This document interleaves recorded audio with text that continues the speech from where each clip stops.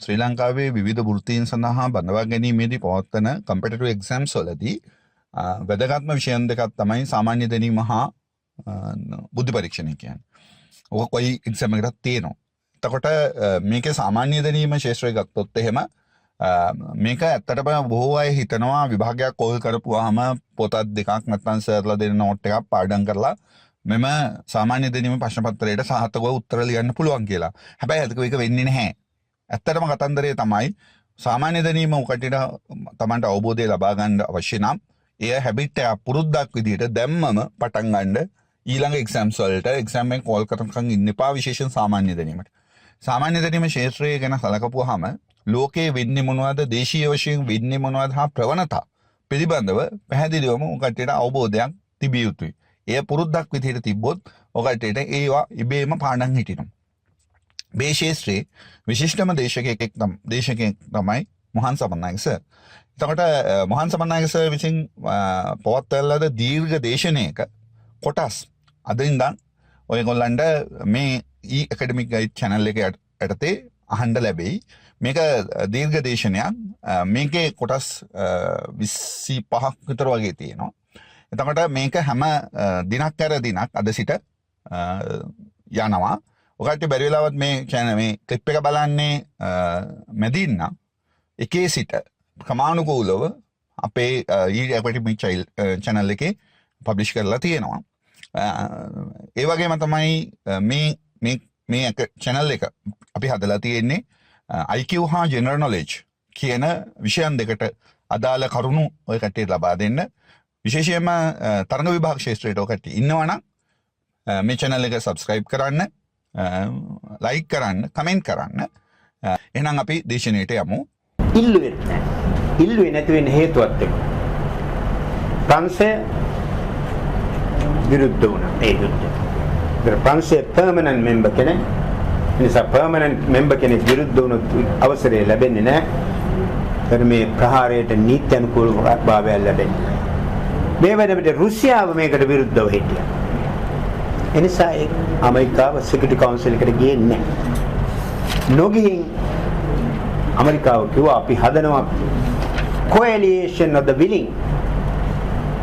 ඒකට කැමති අයගේ සන්ධානයක් හදලා අපි යුද්ධ කරනවා. කැමති අය අතර මුලින්ම හිටියේ ජෝර්ජ් බුෂ් කනිෂ්ඨ සහ බ්‍රිතාන්‍යයේ එදා හිටපු අගමැති ටෝනි බ්ලෙයා. මේ අය මේ මතය සමාජගත කිරීම සඳහා තාම ආකර්ශනීය ප්‍රසන්ටේෂන් පවා ඉදිරිපත්. ඒ කාලේ ඇමරිකාවේ හිටිය රාජලේකම්ගේ නම කොලින් පවල්. දැන් මේ ඔබට දැන ගැනීම සඳහා ඔබේ දේශපාලන කැමැත්ත කොයිද? ඔබට මතකද අපේ රටට ආවා මේ අලුත් ආණ්ඩුව ආවම ඇමරිකාවේ රාජලේකම් කෙනෙක් ජෝන් කෙරි. කොයි කාලෙද? 2015 මැයි මාසේ වෙසක් කාලේ. එනකොට මේ ආණ්ඩුව කිව්වා ඇමරිකාවේ රාජලේකම් කෙනෙක් ලංකාවට එන්නේ අවුරුදු 54කට පස්සේ. නමුත් 2004 දෙසැම්බර් 26 සුනාමියෙන් සතියකට පස්සේ 2005 ජනවාරි මාසේ මුල් සුමානේ කොලින් පවල් ලංකාවට ආවා. ඒකයි මම ඔබට කියන්නේ පාලකයන්ගේ විනෝදාංශයක් තමයි බොරු කියන්නේ. නරේන්ද්‍ර මෝදි ආවනේ ලංකාවට 2015 මාර්තු. ඒක ආණ්ඩුව කිව්වා මේ අවුරුදු 25කට පස්සේ ඉන්දියාවේ මැද කෙනෙක් ලංකාවට එන්නේ.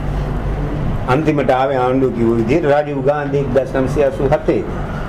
නමුත් 2008 අගෝස්තු 2-3 කොළඹ BMS එකේ තිබුණු සාක් සංවිධානයේ 15 වෙනි රාජනායක සමුළුවට ආචාර්ය මන්මෝහන් සිංහ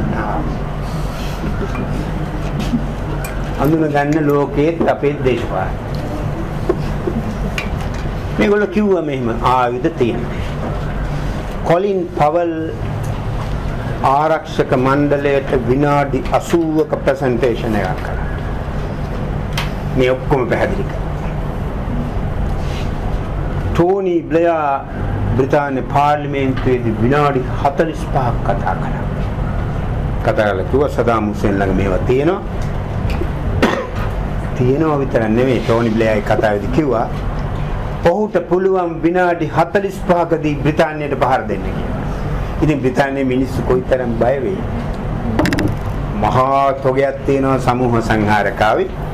ඒවා තියෙනවා විතර නෙමෙයි විනාඩි 45කදී ඉරාකයේ ඉඳලා බ්‍රිතාන්‍යයට පහර දෙන්න පුළුවන් කියලා තමයි යුද්ධෙට ගියේ.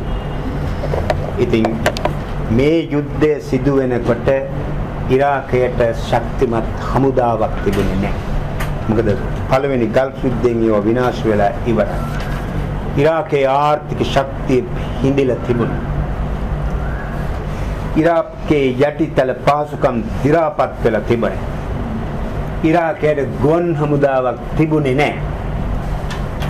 ඉතින් එවැනි දුබල තැනක හිටපු ඉරාකයට නේටෝ රටවල යුද ශක්තියට මුහුණ දෙන්න හැකියාවක් නැහැ. යුද්ධය ආරම්භ වෙලා මාසයක් ඇතුළත ඉරාක යුද යන්ත්‍රණය කඩා වැටෙනවා. සදාම් හුසේන් සහ ඔහුගේ දරුවෝ ආණ්ඩුවේ නායකයෝ හැංගෙනවා.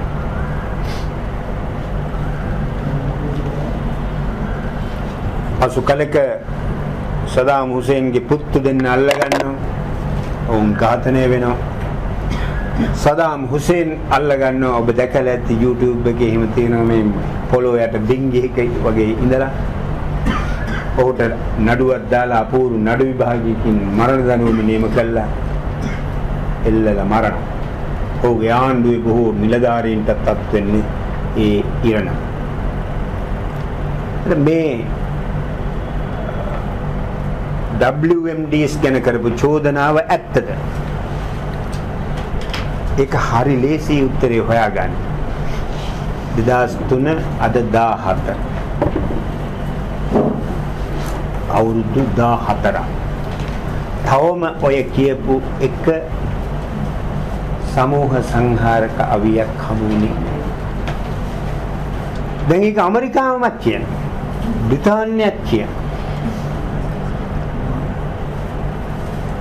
ඊට පස්සේ වුන් කිව්ව වෙන එකක්. අපි ගියේ ප්‍රජාතන්ත්‍රවාදය ඇති කරන්න කියලා ඉරාකයේ. to restore democracy. නමුත් ඇත්ත කතාව ඒක නෙවෙයි. අර අපි කලින් කීවේ. ඇමරිකාවේ ඇස්තමේන්තු අනුව ඉරාකයේ තියෙන තෙල් ප්‍රමාණය බිලියන බැරල් බිලියන 220 කෝටි 22000ක්. ඒක තනිකර අයිති කරගත්තොත් ඇමරිකාවට අවුරුදු 90කට ඇති දැන් තියෙන පරිභෝජන මට්ටම. මොකද්ද ප්‍රතිඵලය? මේ වන දැන් ඉරාකය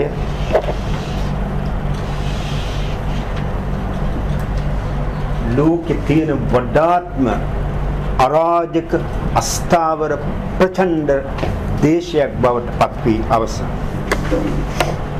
ඒ භූමියේ තමයි IS උපත ලබන්නේ. මේ රටේ සෑම දවසක almost daily මරාගෙන මැරෙන බෝම්බ ප්‍රහාරයක් 10යි 15යි 20යි සමහර විට 100යි මැරෙන. මැසි මදුරුව වගේ මැරෙන.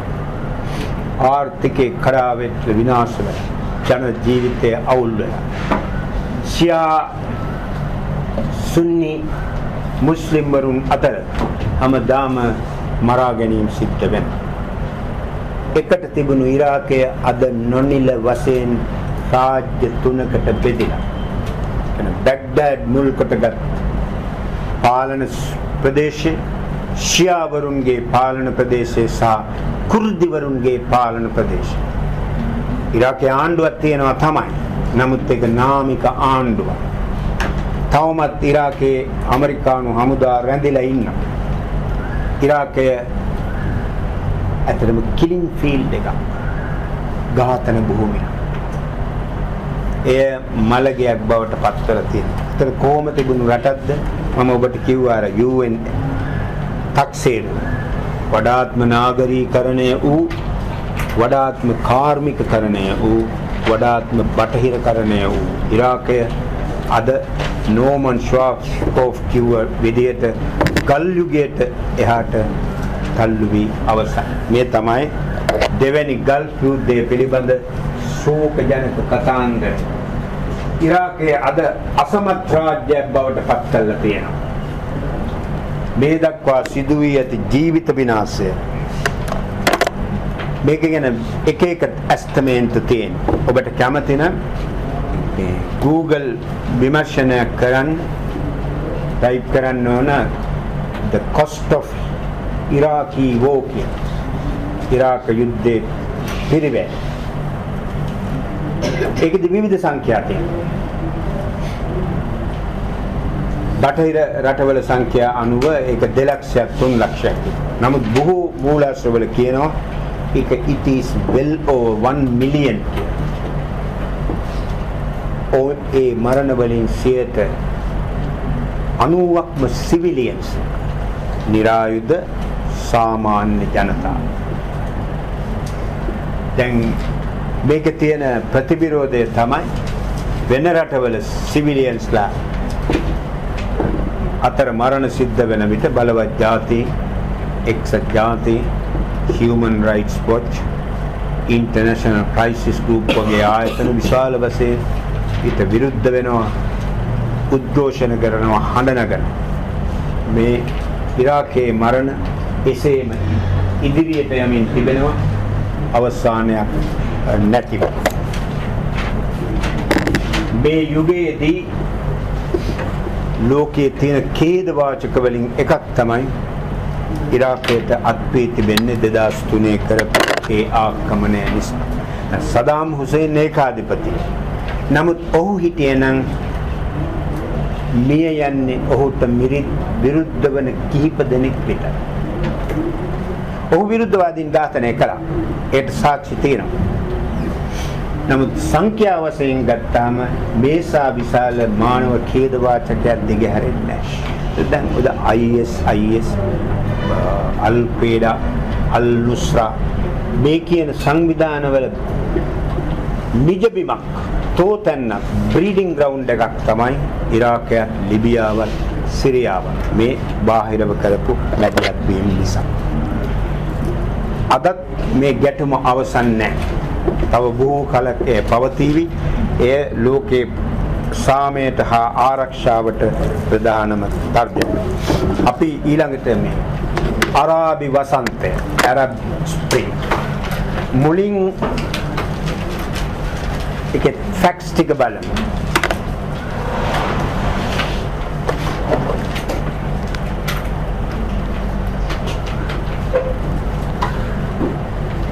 අරාබි වසන්තය කියලා හඳුන්වන්නේ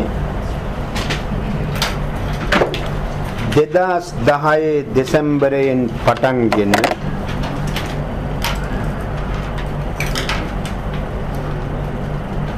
ඊට පසු කාලයේදී උතුරු අප්‍රිකානු සහ මැද පෙරදිග රටවල් සමූහයක ඇති වුණු විවිධ පරිමාණයේ ජනතා නැගිටීම් මාලාව Arab Spring කියලා හඳුන්වනවා. මේ අතර මේ වචනේ එන්නේ බටහිර මාධ්‍ය වලින්. කලකට පෙර ඔබ අහලා ඇති ආව Prague Spring, Prague වසන්තය. ඒ කියන්නේ ඉස්සර සෝවියට් දේශයේ තිබෙන කාලේ අර නැගෙනහිර යුරෝපීය සමාජවාදී රටවල් සෝවියට් දේශයේ අනසක යටතේ තමයි තිබුණේ. සෝවියට් දේශය තමයි ඒ රටවල අභ්‍යන්තර දේශපාලන ආර්ථිකය තීරණය කළේ. 1956 දී හංගේරියාවේ ඇති වෙනවා ඒ සෝවියට් අධිකාරයට එරෙහිව නැගිටීම. ඒක ඊට පස්සේ 1968 චෙකෝස්ලෝවාකියාවේ ඇති වෙනවා. ඒකට තමයි ප්‍රාග් වසන්තය කියලා එහෙම කිව්වේ. මේක බටහිරින් ආපු වචනයක්. ඒතකොට අරාබි වසන්තය. නමුත් අදහස් වෙන්නේ a series of pricings.